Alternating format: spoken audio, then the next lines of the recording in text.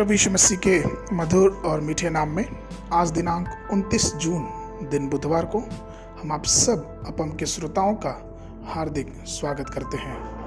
आज के दिन के लिए जो वचन है वो लिया गया है दूसरा कुरिन्थियों की पत्री उसका 4 अध्याय 9 पद।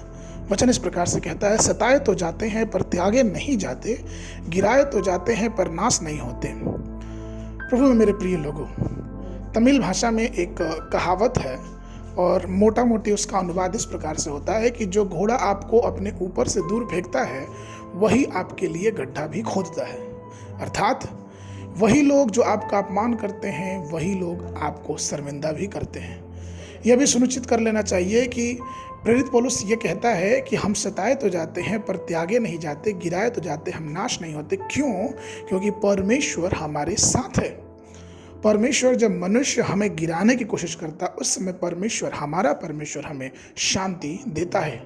भजन संहिता की पुस्तक उसके 66 अध्याय 12 पद वचन कहता है कि तू ने घुड़चढ़ों को हमारे सिरों के ऊपर से चलाया, हम आग और जल से होकर गए परंतु तू ने हमको उबार के सुख से भर दिया है। आज भी कई लोग अपने नीचे गिरे जाने और गिरे रहने में लोगों को कोशिश करते हैं। वो चाहते हैं कि उनके सामने उनके साथ रहने वाले लोग उनसे ऊपर ना उठे।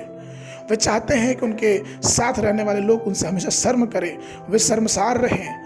और लोग दूसरे मनुष्यों के सिर पे सवार होकर जीवन जीना चाहते थे, वे उनके साथ गंदा व्यवहार करते हैं। लेकिन मैं आपको बताऊं कि आपको मनुष्य कितना भी नीचे गिरा दे, वो आपको कितना भी बुरा भला कह दे, लेकिन आप इस बात को ध्यान रखिए कि हमारा परमेश्वर इन सब से हमें ऊपर उठाने के योग्य है।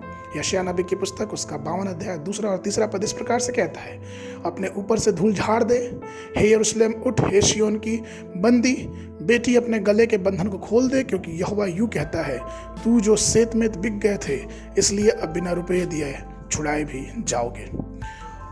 अर्थात समस्याएं, संघर्ष और कष्ट जब भी आए हम प्रभु यीशु मसीह के बारे में सोचे, क्योंकि उसका वचन कहता है कि हमें बिना रुपये दिया है प्रभु छुड़ाएगा।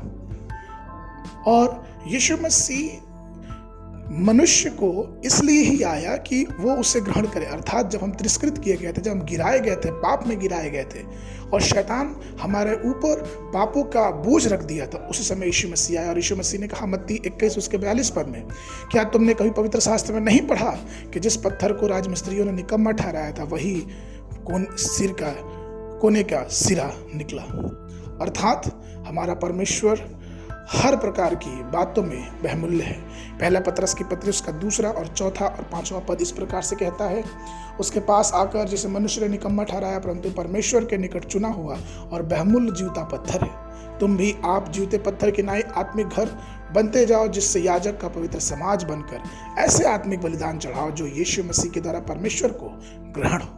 इस कारण पवित्र शास्त्र में यह भी आया है कि देखो मैं सिय्योन में कोने के सिरे का चुना हुआ और बहुमूल्य पत्थर धरता हूं, और जो कोई उस पर विश्वास करेगा वह किसी रीति से लज्जित नहीं होगा। सो तुम्हारे लिए जो विश्वास करते हैं उनके लिए जिस पत्थर को राजमिस्त्रियों ने निकम्मा ठहराया था वही कोने का सिरा हो गया और ठेस लगने का पत्थर और ठोकर खाने की चट्टान हो गया, क्योंकि वे तो वचन को न मानकर ठोकर खाते और इसलिए वह ठहराए भी गए थे।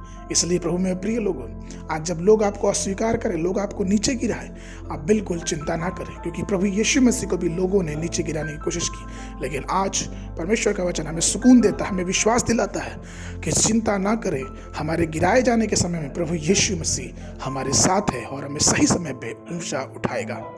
आज के मनन के लिए जो पद है वो लिया गया प्रेरितों के काम उसके 4 अध्याय उसका 11 पद।